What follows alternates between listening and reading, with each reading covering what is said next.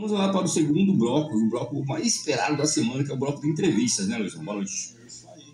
Estamos com uma presença de grande garbo e elegância aqui nos nossos estúdios. Garbo e elegância. Né? José Antônio Santos Filho, é isso? Isso. Boa noite.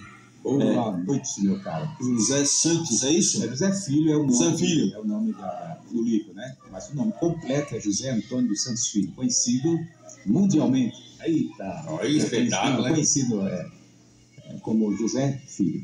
Em poucos minutos, né? Ele aqui no estúdio, pude manusear a obra que ele fez, uma obra bacana. Eu acho legal esse tipo de escrita, que ele vai explanar melhor. Mas eu vi um pouco da biografia dele.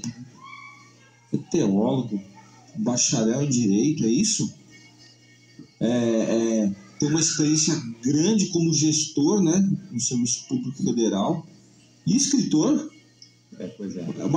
Hoje o José Filho, ele veio se apresentar como de tantos Josés que eu vi aqui. Meu velho, assim.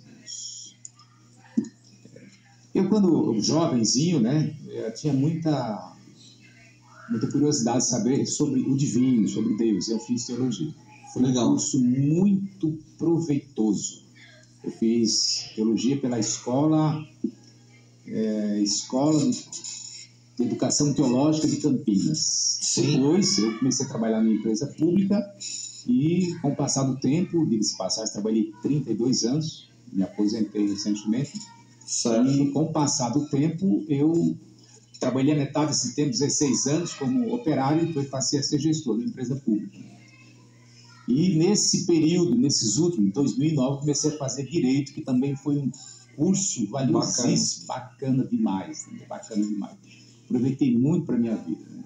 E depois de sair, já aposentado, eu acabei por despertar o interesse de saber sobre pessoas do Nordeste, cidadelas pequenas, porque a minha origem é nordestina, muito embora tenha aqui toda a minha vida em Sorocaba, a minha origem é nordestina, e eu quis saber sobre o povo de lá, sobre a cultura, sobre toda a religiosidade das pessoas de lá. E acabei escrevendo sobre uma pequena cidadela chamada de Tanque d'Arca, que são as memórias dessa cidade. E como que você montou esse esqueleto? Porque eu vi que são vários capítulos, são várias abordagens. E como foi essa construção? Luizão, licença um pouquinho, Antônio. Boa noite. Prazer em recebê-lo aqui no nosso programa. Obrigado, só convidado aqui. Só para avisar, Luizão, nós estamos ao vivo no Facebook. Boa noite. Você aí que está nos ouvindo, já está nos vendo. Obrigado pela paciência, pela preferência, né, de estarmos juntos mais uma noite, e vai ser top.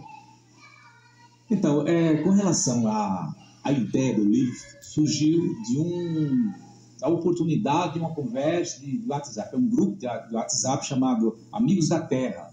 Né? Se encontrar pessoas do Rio, do Paraná, Mato Grosso, de São Paulo, de todos os lugares. E eram pessoas de lá. E esse grupo chama-se Amigos da Terra, e nós começamos a reviver. E aí surgiu a ideia de escrever sobre como éramos naquela época de menino, como os nossos pais viviam, como que eram a televisão, o telefone, os orelhões e por aí vai. E aí eu comecei a escrever.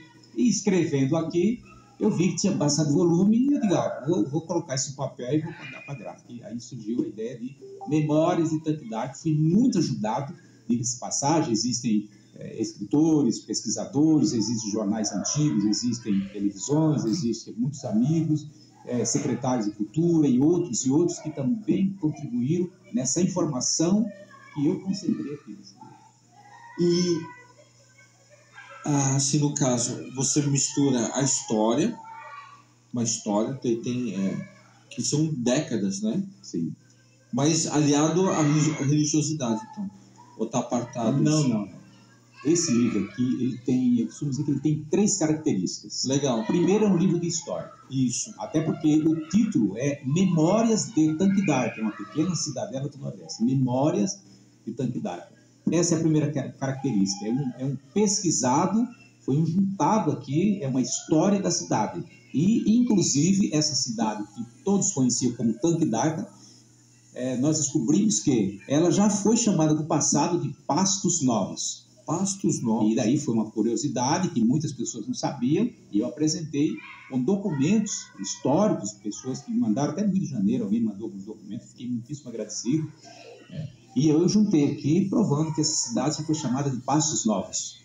Descobri também que essa cidade ela foi fundada, na maioria, por europeus, italianos, portugueses e espanhóis. Eram as pessoas. Mas antes desses portugueses, espanhóis e italianos, ela teve uns moradores também que eram holandeses, e que, inclusive, não está a foto especial do livro aqui, é uma pena que eu não consegui colocar, mas tem esse documento, que eles estavam juntos também. Então, existem holandeses no meio, mas no livro está falando só dessas três nações. Para o pessoal se